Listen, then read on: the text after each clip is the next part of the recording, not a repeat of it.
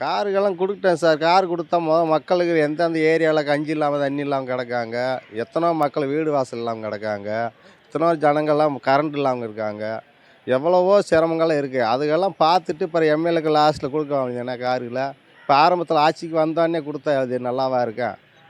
இப்பத்தான் கஜனாவே காலி பண்ணிட்டாருன்னு சொன்னாரு. கஜனா காலி பண்ணா பிறகு எப்படி கார் குடுக்க முடியும்? ஆ? அது சொல்லுங்க. அதனால சார் அது தப்பு. அவரு அவரு அதுக்கு அவர் மனசுப்படி செய்றாரு. இது மக்கள் ஒத்துக்கிறல யாருமேவே.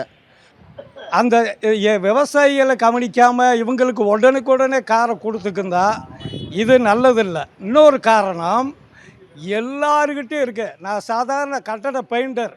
என் வீட்டில் ஒரு கார் இருக்கு, 2 பைக் இருக்கு. அப்போ எம்எல்ஏவை ஆகி போனவங்ககிட்ட காரே இல்லையா? இது தேவையில்லாத விவசாயி செத்துக்கு இருக்கான்.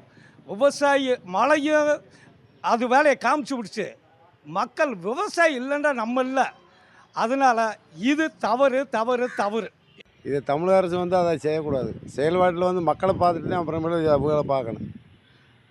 தமிழக அரசு வந்து கொடுக்கட்டும், கொடுக்க வேணான்னு சொல்ல. உள்நாட்டு மக்களை முதல்ல பார்க்க சொல்லுங்கள், நல்லது செய்ய சொல்லுங்கள். அதை செஞ்சுட்டு அவங்களுக்கு கொடுக்கட்டும்.